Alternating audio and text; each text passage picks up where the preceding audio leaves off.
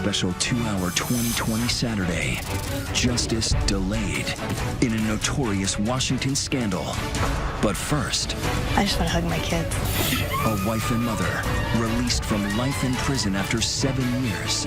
But just last week, breaking news. In the stunning case 2020 has followed from the very beginning. I'm looking for that. A 4-year-old with an insatiable appetite for anything. He ate 12.5 eggs. Until one day, He stopped breathing. I did CPR. was it murder by force feeding? You're sitting there watching this child dying, and you don't do anything. How do you do that? Was his mother to blame? I think she was angry and raged, was wanting to punish him. Or was it all a bizarre medical mystery? It's somebody's worst nightmare.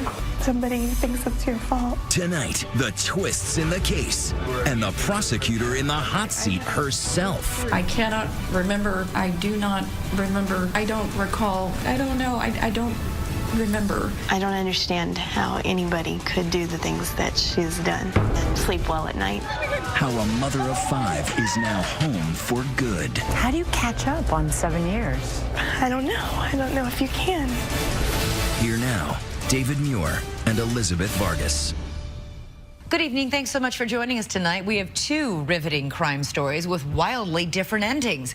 One you know well, but now with an all-new twist in the notorious Chandra Levy murder case.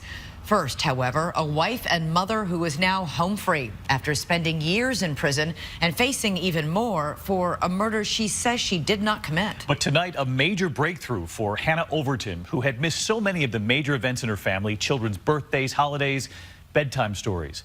We've been reporting on her case for nearly a decade now, and this evening, Juju Chang has this final chapter when justice delayed becomes justice delivered.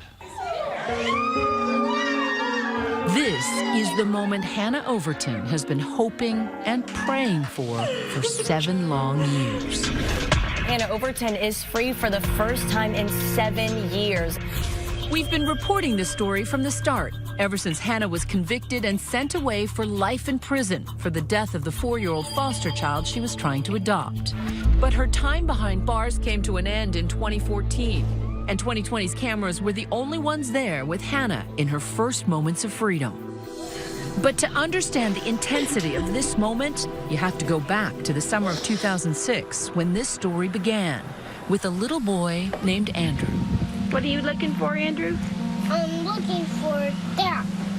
All Andrew Bird ever wanted was a family to call his own. All Hannah and Larry Overton ever wanted was a home filled with children. I wanted 3, and she wanted 6, and so we're at 5 now. So I guess she's winning. The devout Corpus Christi couple fell in love as young missionaries. They started a family, but always talked of adopting. When the Overtons met Andrew in 2006, it seemed like the perfect fit. We knew that there were a lot of kids out there that didn't have, as we told our kids, mommies and daddies that loved them. 4-year-old Andrew had been born to a meth addict and placed in foster care at the age of 2 due to abuse and neglect. His foster mother attended the same church as the Overtons, so Andrew got to know the kids through Sunday school. My girls said, well, Andrew's praying for a forever mommy and daddy, and a forever family. At the time, Hannah and Larry had 4 biological children: Isaac, age 8, Isabel, 6, Allie, 5, and Sebastian, 2. The young family lived off Larry's modest salary from a landscape lighting business, but they made it work. She homeschooled. He built furniture. Even though Hannah became pregnant with a 5th child, they volunteered to become Andrew's forever family. I guess for us, it was very exciting to be able to give that love to somebody who needed it. It's your trusting God to move. Pastor Rod Carver and his wife Noreen noticed an immediate change in Andrew. If you saw him around the church, Andrew was always with his brothers and sisters. Andrew would tag along on Larry's feet all the time. Every time I would see him, he would just be right behind him, just right on his feet. But within a few weeks of Andrew moving into their home, Hannah and Larry say they began to see some odd behavior. I started noticing that he was hoarding food, that he was stealing off the other kids' plates, wanting to eat more, and getting upset when mealtime was over. Describe when you caught him eating things, inappropriate things. anything, hair, anything that he found, he would try and put in his mouth. He also would eat the cat food, the dog food, out of the trash can. Despite their concerns, the Overtons hoped Andrew's habits would improve with time. And I had also been told by our caseworker that, you know, adopted children will have problems. So you gave him a break? Yeah. But Andrew's behavior never changed. According to the Overtons, it got worse. Obsessive eating, excessive tantrums. Just 4 months after Andrew moved in, the unthinkable happened. He was throwing a fit for quite a while, and then he threw up. Then Andrew stumbled to the floor, complained of being cold, and started shaking. Hannah says she suspected the flu and asked her husband to come help. She wrapped Andrew in blankets and tried to warm him up. He still continued to say he was cold. My husband and I put him in a warm bath. The Overtons say it wasn't until an hour and a half later that they saw no improvement in his condition. This was no flu. He was breathing kind of congested. It kind of like a gurgling sound in the back of his throat, and he was moaning. They put Andrew in the car and raced to the hospital. Why didn't you call 911? It was an option, but I felt like I could get him to the hospital quicker than 911 could. Then the Overtons say Andrew's condition suddenly went from bad to worse. Within yards of the urgent care center, he stopped breathing. And I did CPR in the car. When he arrived at the clinic, Andrew's condition was critical. Blood tests later revealed a medical oddity. Andrew had salt poisoning, with a sodium level almost double the norm, among the highest levels ever recorded. Dr. Edgar Cortez treated Andrew that day. I've never seen the sodium that high in anyone. If you take salt at a level faster than your body can remove it, your sodium level will go up. It can cause brain swelling and convulsions, and then eventually death. Hannah told doctors Andrew ate condensed soup with this, Zatarain's Creole seasoning. After 2 bowls, he wanted more. But instead, Hannah says she offered him a sippy cup like this of water with a few sprinkles of the seasoning. And so my thought was that I would calm him down, appease him, give him like a broth without giving him a tummy ache from eating more food. But that story didn't add up to the medical staff. One doctor calculated it would take at least 23 teaspoons to get Andrew's sodium level that high.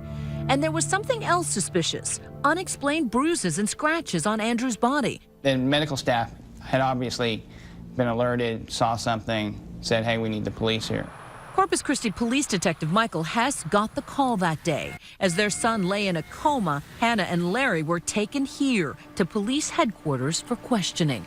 It's extremely, extremely important how he behaved, what he did, and then what measures you took.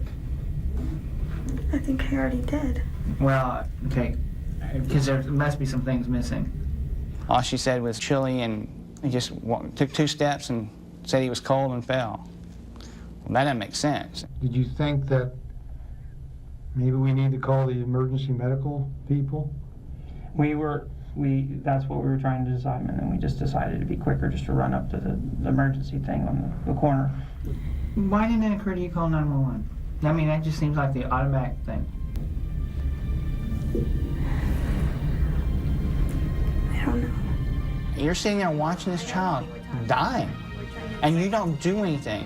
How do you do that? I don't understand that. The toxic levels of sodium caused Andrew's brain to swell and his organs to shut down. On October 3rd, 2006, the day after he was admitted to the hospital, Andrew Bird died. How did you learn of his death? We had been told that we couldn't come back to the hospital, so we sent my mom and my stepdad and my pastor up there, and we sat with him.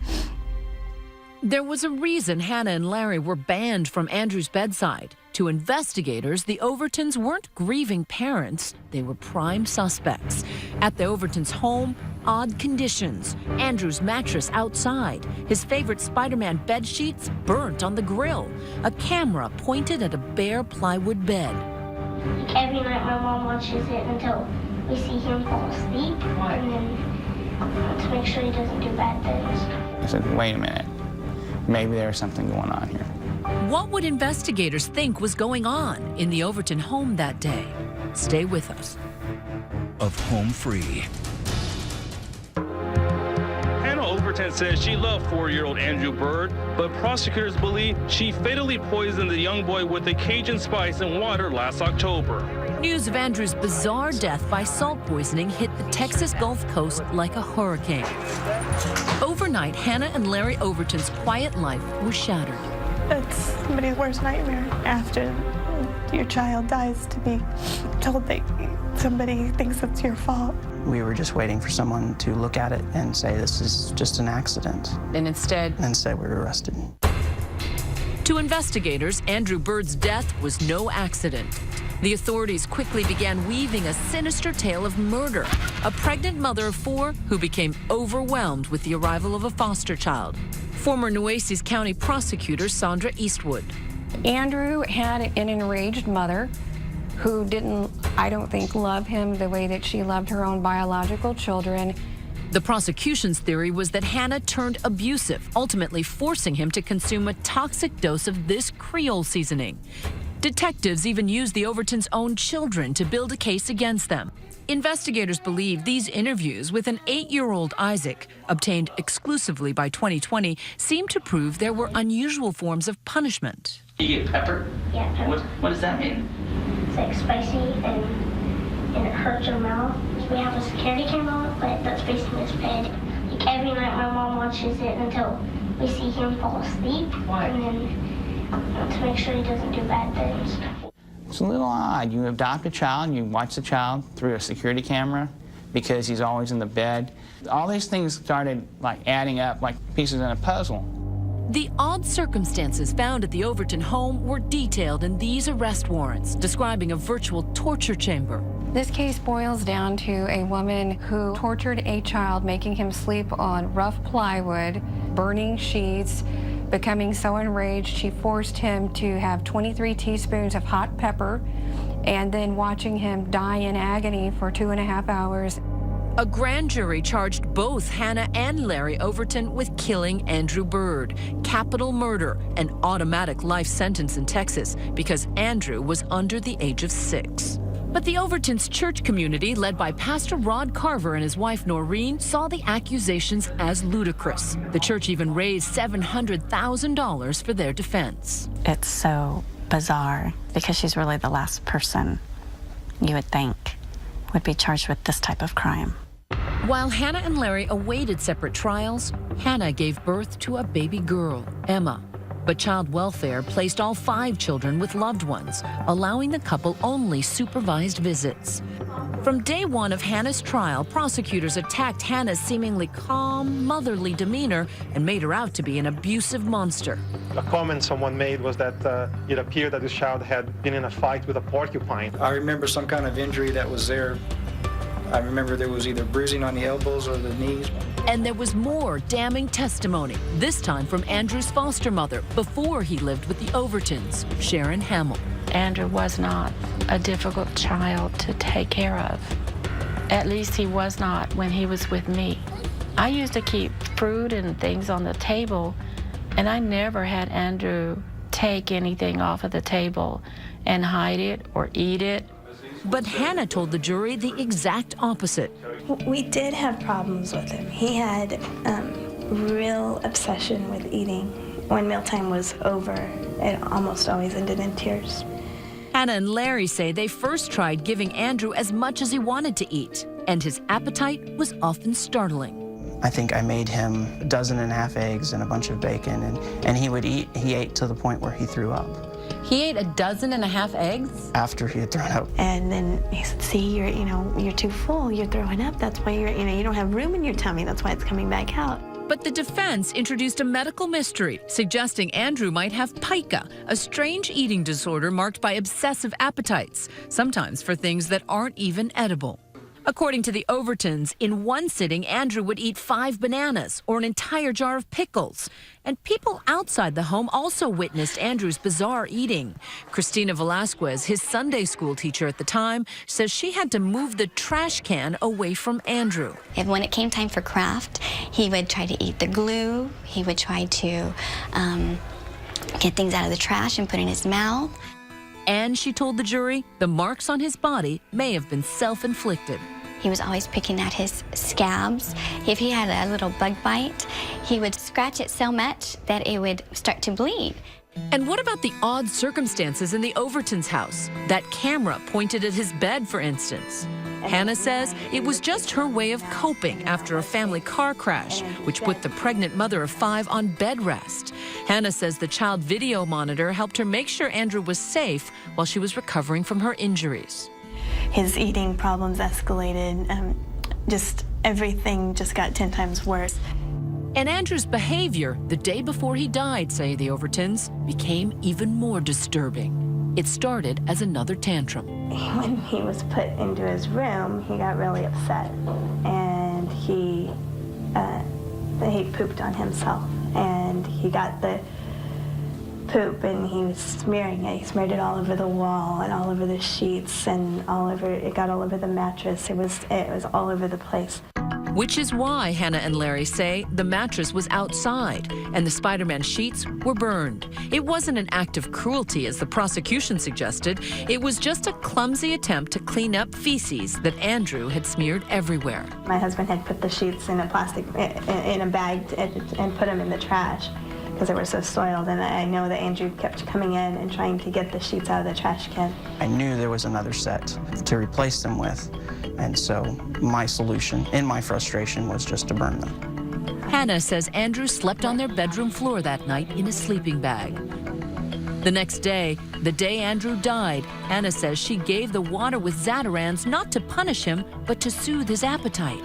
Could it be that you held his nose, held his neck, and made him drink this horrible concoction? Absolutely not. Did you force feed him salt? Absolutely not. Did you force feed him Zatarans? No. It just doesn't make sense.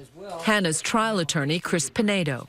The prosecutor said Hannah was holding the child by the throat and pouring the salt down. It could have happened where his nostrils were squeezed and he was made to drink it. How many hands does she have to hold his mouth open, hold him by the throat, and yet pour it down? It's just not going to happen. But what about the idea of pepper flakes as punishment? Hannah says the prosecution got it all wrong. It's a very, very different situation. A long time ago, we had a pastor that suggested that you get the Pizza Hut pizza flakes and put one on their tongue. They weren't forced to ever eat it. It was just stick your tongue out, get the pepper flake like that, and then take it off. It's a very quick reminder that we can hurt others with our tongue. But if Andrew wasn't punished with seasoning, where did the salt come from? Hannah says she's still haunted by something she might have missed that day while recovering from the car accident. I had taken a Tylenol with codeine and I dozed off for a minute. And when I woke up, Andrew wasn't there, so I went to go see where he was, and he was in the pantry. He was trying to get into something on one of the top shelves. I think that it was either the salt or the pepper, but I'm not really sure exactly. With Hannah facing life in prison, which version of events would the jury believe? We, the jury, find the defendant, Hannah Ruth Overton. That's next.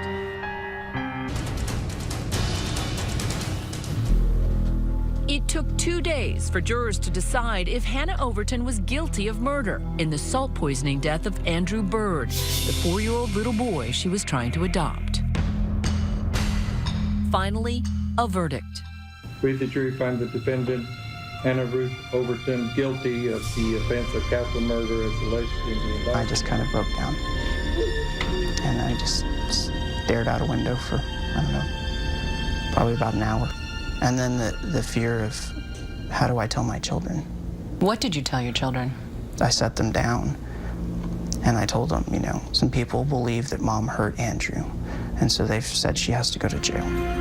Hannah was given a life sentence without the possibility of parole. Her husband, Larry, later pled no contest to negligent homicide in return for just 5 years probation. It's early 2007. Hannah is sent here, a prison 300 miles away from her home. She tells us at the time that the pain of seeing her children through prison glass, unable to hug or even touch them, is almost unbearable. What are those visits like? They sing to me and we pray together, and then they go home. and they usually leave, all of us usually leave in tears.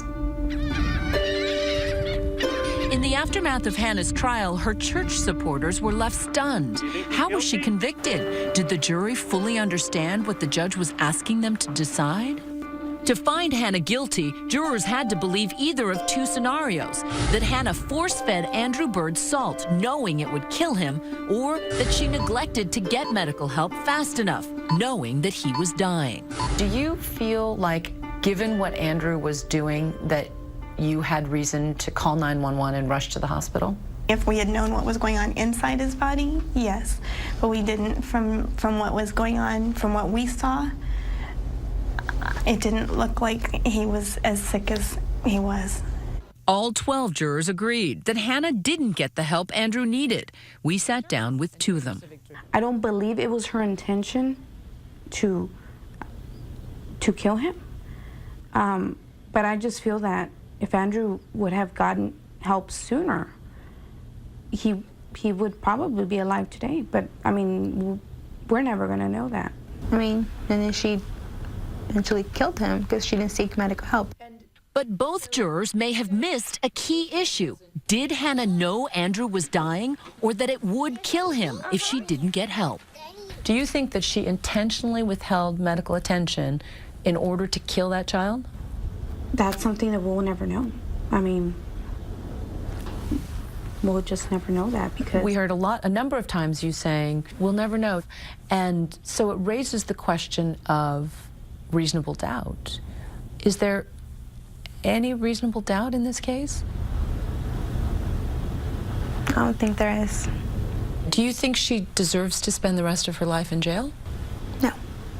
She didn't mean to hurt her child. She didn't mean to kill him, but she's spending the rest of her life in jail. Why? That was her only choice, and a lot of us believed involuntary manslaughter. But the jury couldn't consider manslaughter. They had only two options: capital murder or not guilty. The prosecution did offer a lesser charge, but Hannah's defense team rejected it because they never believed the jury would find Hannah guilty. Hannah and her attorneys weren't the only ones surprised by the verdict. These two doctors, both experts in the case, one for the prosecution, the other for the defense, feel Hannah Overton was wrongly convicted. I was stunned when I heard that she had been given capital murder. I was just at a loss for words. Dr. Edgar Cortez, the same pediatrician who treated Andrew at the ER and later consulted with the prosecution, says he always believed Andrew's death was accidental, not murder. I told the prosecutor, I hope you're going to come forward with a charge other than capital murder. I don't think Hannah intentionally tried to kill Andrew Byrd.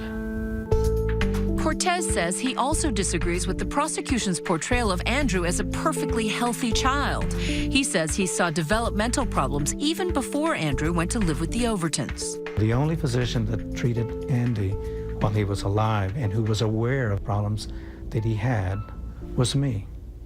And I think that testimony might have given the jury an understanding that perhaps he was not a totally normal child.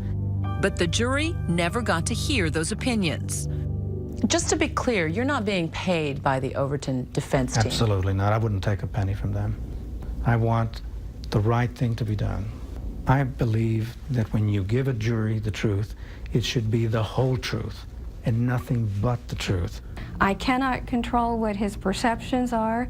I cannot most certainly control what he is saying now or not saying, but I feel very confident that I did the right thing in presenting the evidence and having her convicted. The former prosecutor says she doesn't recall Cortez expressing doubt about Hannah's intent. It sounds very disingenuous to me. I was very clear from day one and very forceful as to my opinions. But Cortez isn't alone. There's someone else who believes the case against Hannah is flawed. Dr. Michael Moritz is a leading expert on salt poisoning at Children's Hospital of Pittsburgh. I don't think there was any evidence at all that she did this. In what turns out to be a crucial misstep on the part of the defense attorneys, Moritz's testimony was never heard by the jury either. But he believes he knows exactly what happened to Andrew that day. I think he was in one of his feeding binges, and he was having a tantrum, and he was unsupervised for a brief period of time, and I believe that he ingested a large amount of salt. An outsider would say, why would a child eat that amount of salt? A normal child would not, but a child with pica would. Dr. Moritz has researched extensively about salt poisoning and its connection to pica. He's even published an article citing a distinctive pattern. When I pulled all the cases of salt poisoning in the literature, they all fit the same profile. Children within that age group of 2 to 6 years of age in foster care from abusive homes or with behavioral problems who had history of pica, who by all accounts appeared to have voluntarily ingested large amounts of sodium. But the crucial issue remains. Did Hannah know the child was dying that day? I think she was angry, enraged, was wanting to punish him and hurt him, and then realized, oh my gosh, I've really hurt him. The former prosecutor stands by her theory, but when lead investigator Hess was asked about the logic of it all, he didn't seem to understand the basic underpinnings of the case. Why would somebody who's just poisoned their child admit to all of it? Okay, I don't know. I don't think she woke up today and say, okay, today is October 2nd, I am going to kill Andrew.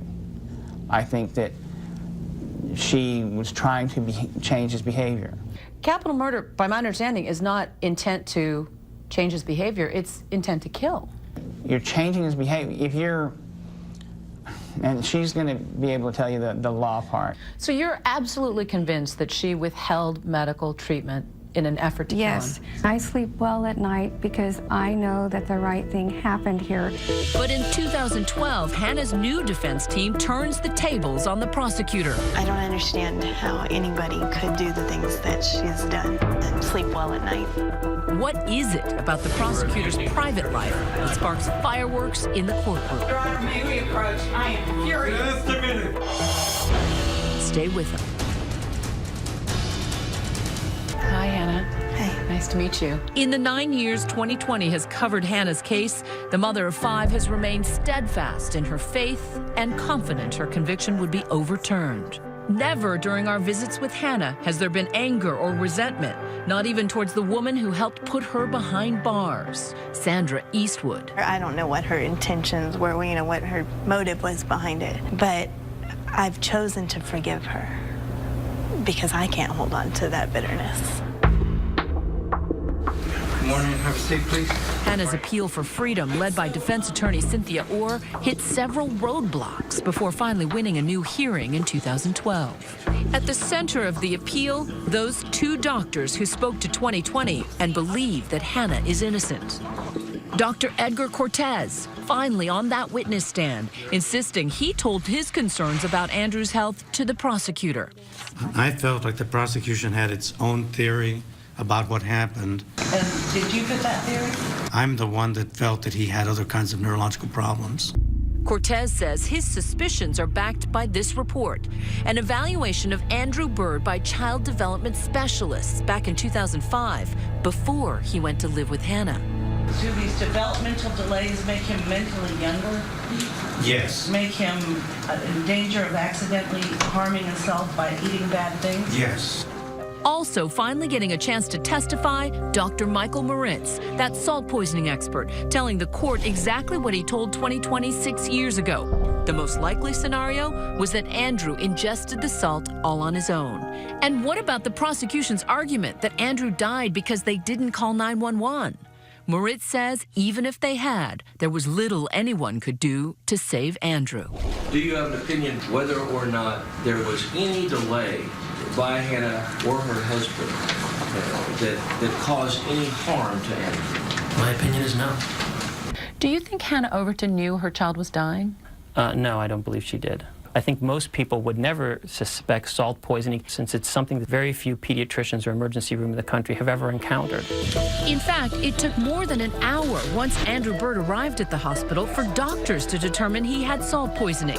Before they figured it out, medical staff actually added fluids containing sodium in an effort to revive him. If she called 911 and the ambulance had come as quickly as they could, do you have an opinion as to whether it is more likely than not that he still would have died? I would say it'd be exceedingly unlikely for him to live. Even with today's medical technology, under the best medical care, under major medical centers, and even when it happens in the hospital, you die. If Moritz had told the court his opinion, would the jury still believe Hannah knew Andrew was dying and could have saved him? The defense team zeroed in on the once confident prosecutor. This time around, she seemed nervous, having difficulty recalling some of the details from the trial. I cannot remember. I do not remember. I don't recall. I don't know. I don't remember. But Hannah's attorneys didn't buy Eastwood's "I don't recall" defense. Instead, they offered their own theory for her foggy memory, confronting her about aspects of her private life. Do you recall that at the time of this trial, Ms. Overton's trial, you were abusing prescription? Your Honor, may we approach? I am furious. Just a minute. Don't yell in my courtroom. Eastwood is later given the chance to clarify. I said that I was taking prescription diet pills, and I never said I abused that. And then I also stated that in the evening I would drink wine, and because I was very stressed. Do you consider yourself to have any kind of alcohol or drug problem, Ms. Eastwood? Yes, I believe that I am an alcoholic, and my sobriety date is January 20th of 2011. Now remember, Hannah's original trial was back in 2008, 3 years before Eastwood's sobriety date. Hannah's defense team believes the former prosecutor's drinking influenced her conduct. Eastwood says, no way. Do you feel that your use of alcohol or drugs in any way compromised your ability to understand your role as a prosecutor and fulfill those duties during this trial? No. Eastwood wasn't the only lawyer in the spotlight. Hannah's original defense team admitted they made serious errors, even breaking down in tears for failing to call the salt poisoning expert. There's probably not a day since this verdict that I haven't. I don't regret trying to spend more time on this case to do more. But the judge wasn't swayed and denied her appeal. Then, in September of 2013, the moment Hannah and her supporters had been praying for years, the highest criminal court in Texas overruled the judge and reversed Hannah's conviction, putting the blame on Hannah's trial attorneys, not the prosecutor. Just a week after the decision came down, we visited Hannah once again at her Texas prison. It's hard to believe it's true. What went through your mind? I said, is this real? And I started tearing up. And then I was like, okay, it does say what I think it says. What are your plans for the first, taste of freedom that you get? I just want to hug my kids. That's as far as my plans have gotten. You haven't been allowed to do that for 7 years. I cry. Yeah. What do you want to do with them? I mean, just day-to-day things, just being mom, cooking dinner, watching TV, whatever. All those things that I've missed out on. She has missed so much. The baby girl born just prior to Hannah's trial is now a headstrong 7-year-old with her mother's dark curls. Every night my mom watches it. Their oldest son, the boy in those evidence videos used against Hannah at trial, is now a teenager. How do you catch up on 7 years? I don't know. I don't know if you can. And I know we'll make up for it, but I don't know that we'll be able to catch up for 7 years. It's gone. When we come back, the Overton children have all been doing some growing up. You've stepped up a little bit as a parent around here, haven't you? Yeah, I've definitely had more responsibilities than most teenagers. And the reunion, just in time for Christmas. That's next.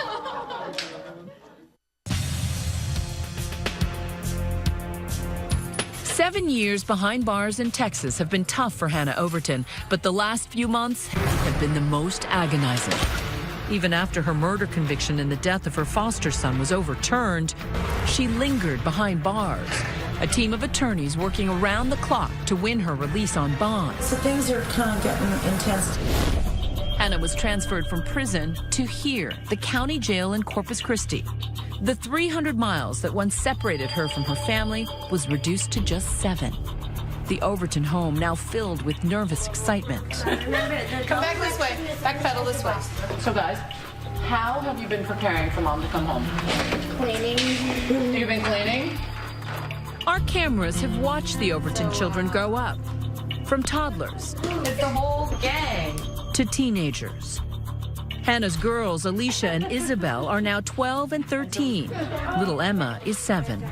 Oh, wow, that's beautiful. Emma. What's the first thing you're going to show your mom when she comes home? I want to show her all the art supplies that we made over the years. We made this about like 4 years ago, but then we couldn't give them to her because it had glue on them. So You're not allowed to give anything with glue on it? no, we're gonna show her the real thing. I made her a poetry book one year, and I'm gonna give that to her. Show her my big doll collection. Your big doll collection? This doll used to have a head on it. Uh-oh. You'll make more. Sebastian, just 3 when his mother left, is now 10 and clearly feeling the emotional weight of his mother's absence. Tell me, what's been the hardest part about all these years waiting for her? Waiting for her to get out. Not being able to spend time with her. What about you? What's been going through your mind? Nervous, excited. This is what our friends did to help support us. Oh, wow, that's amazing. What do you think they've missed the most for the last 7 years? Honestly, I think it's the older ones because they have that remembrance of her. For Isaac, I look at Isaac and he's grown so much. The last time he hugged his mom, he was putting his arms around her waist. And when he hugs her this time, she'll be putting her arms around his waist. But Larry says he's also nervous about his own reunion with Hannah. There's that I'm about to get married, jitters. I haven't slept in a bed with my wife in 7 years, so, that's going to take some getting used to, just like when you get married, so. Oh my gosh, yes. To be able to, sit next to my wife instead of have to sit across from a table from her is that's huge for me. And just to be able to put your arms around her. And to put her wedding ring back on her finger, that's probably the thing that I'm looking forward most to. All rise. Finally, Larry Overton's wait came to an end. Bond is set at $50,000 cash for surety. A judge set Hannah's bail at $50,000 and ordered her to be released. Later that evening, Hannah Overton emerged from this elevator. Greeted first by her mother,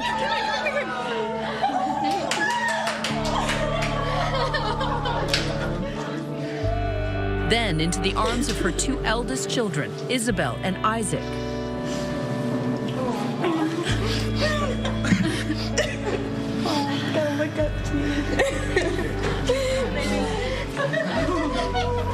A few moments later, more hugs, more tears. Hannah finally able to embrace the other 3 children she hasn't touched for 7 years, Sebastian, Alicia, and Emma.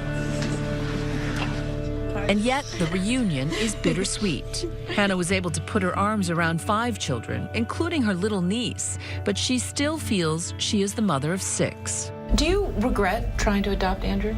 No. I wouldn't give up that 4 months with him. I wouldn't trade that time that we had with Andrew for the world. In the midst of her own reunion with family, Hannah took a moment to remember the women she led in Bible study in that Texas prison who'll probably never have their own reunions. What makes you teary? Because I know they're stuck here, some of them for many more years. But Hannah herself isn't totally free yet. Rather than dismiss the charges, the prosecution continues to believe Hannah Overton is a cold-blooded killer and is planning to try her again for capital murder. But for the moment, Hannah and her family are focused on catching up on time they've been forced to spend apart. I have been dying to do this for a very long time. And you put this back on your finger. Is that okay? Is that one or the other one? Let's get it right. I love you. I'll do. Next, there's one more surprise for Hannah. Stay with us. Just 4 months after Hannah's freedom, the prosecution decides to dismiss the case. And more than a year later, just this past week, Hannah, her family, and her dogged legal team gathered one last time in court to hear Hannah finally, officially declared innocent. I don't even know where to begin. I'm just so excited that this day has finally come. the end to a 10-year night.